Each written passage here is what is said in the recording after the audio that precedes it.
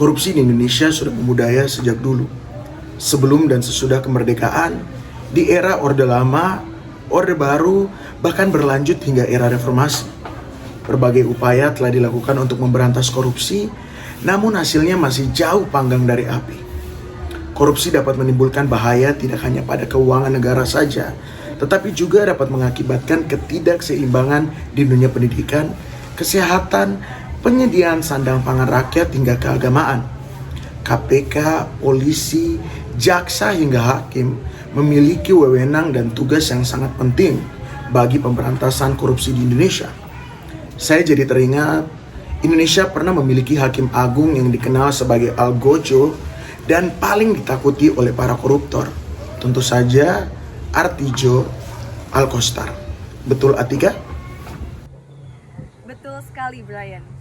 Dr. Artijo Alkostar, SH LLM, adalah seorang pengacara, hakim, dan akademisi hukum Indonesia. Lahir di Situbondo, 22 Mei 1948, pernah meraih gelar sarjana hukum di Fakultas Hukum Universitas Islam Indonesia pada tahun 1976 dan magister hukum di Northwestern University, Chicago, Amerika Serikat tahun 2002. Ia pernah menjabat sebagai Hakim Agung dan Ketua Kamar Pidana Mahkamah Konstitusi Republik Indonesia. Ia terkenal karena vonisnya yang cenderung memperberat hukuman terhadap terpidana kasus korupsi dan dissenting opinion yang ia keluarkan dalam beberapa perkara besar. Dan inilah role model tokoh berakhlak menurut kelompok kami, yaitu Artijo Alkostar. Artijo Alkostar merupakan role model tokoh berakhlak yang diangkat oleh kelompok kami. Namanya memang tidak seterkenal pejabat-pejabat di Indonesia lainnya. Namun di dunia hukum, beliau adalah salah satu tokoh yang memiliki kontribusi besar bagi Indonesia. Ada dua hal yang mencuatkan nama Artijo. Yang pertama adalah ketegasannya dalam menjatuhkan hukuman maksimal dalam kasus-kasus korupsi. Banyak kasus korupsi yang mengundang perhatian nasional, di mana ia menjatuhkan hukuman maksimal tanpa keraguan. Ia pun menyandang predikat malaikat maut. Sampai sekarang belum terlihat lagi ada lagi hakim gila seperti Artijo yang bisa menjadi tumpuan harapan bangsa bagi tegaknya hukum secara tegas. Kedua adalah kesederhanaan dan kejujurannya dalam menjalani jabatan sebagai Hakim Agung. Meski pernah mempunyai kantor pengacara di Yogyakarta, kekayaan Artijo ketika menjadi Hakim Agung tidak mencolok.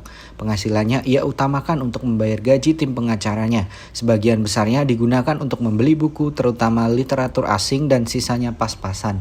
Hartanya hanya sebuah rumah kecil di Jogja. Jika dikaitkan dengan core value berakhlak yang kami temukan dalam pribadinya, dapat kami jabarkan. Nilai berorientasi pelayanan. Artijo sering tidak meminta bayaran sebagai pengacara dari kliennya yang tidak mampu. Hal ini sejalan dengan nilai berorientasi pelayanan di mana beliau melayani bangsa sesuai dengan kemampuannya yang dimiliki.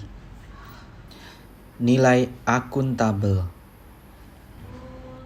Menurutnya, putusan yang dibuat hakim harus bisa dipertanggungjawabkan kepada institusi, kepada publik, hati nurani, dan kepada Tuhan. Nilai kompeten. Pengalaman karir Artijo di LBH Yogyakarta lalu kemudian New York mengikuti pelatihan untuk lawyer. Pada saat yang bersamaan, ia juga bekerja di Human Rights Watch, divisi Asia di New York. Saat kembali ke Indonesia, Artijo mendirikan kantor hukum di mana harus ditutup karena terpilih sebagai Hakim Agung hingga pensiun. Perjalanan karir Artijo ini membuatnya sangat kompeten dalam bidang yang digelutinya. Nilai harmonis. Ketum DPP IKUII mengatakan bahwa putusan-putusan Artijo selalu bersumber dari kedalaman nurani, nalar, ilmu, dan keberpihakannya terhadap nasib keadilan. Ia bekerja dalam sunyi, tanpa pamflet dan baliho. Artijo sepenuhnya sadar bahwa pengadilan adalah wajah peradaban sebuah bangsa. Baik buruknya pengadilan mencerminkan tinggi rendahnya kualitas peradaban bangsa tersebut. Nilai loyal. 70 tahun mengabdi pada bangsa. 18 tahun menjadi hakim dan selalu menjaga dalam tanda kutip kamarnya tetap steril dari suap. Bahkan negara menganugerahi Artijo tanda kehormatan Bintang Mahaputra Adi Pradana atas jasa-jasanya. Nilai adaptif. Pengalamannya menjadi Human Rights Watch di New York, kegemarannya membeli buku literatur asing adalah ciri-ciri nilai adaptif yang dimiliki oleh Artijo.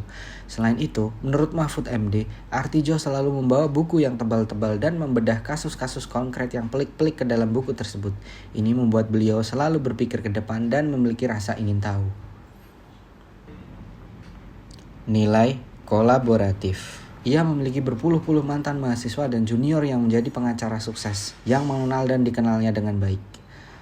Bahkan ada 3 mahasiswa yang sudah dianggap anak olehnya. Ia pernah memimpin lembaga penelitian di Fakultas Hukum UII dan sibuk mengikuti pelatihan riset oleh Himpunan Ilmu-Ilmu Sosial. Ia meneliti kaum tunawisma dan menerbitkan buku, Gelandangan, Insan Kesepian di Tengah Keramaian.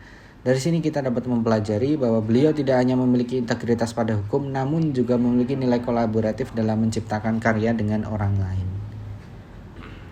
Selamat jalan Artijo Alkostar. Indonesia bangga pernah memiliki pahlawan seperti ini.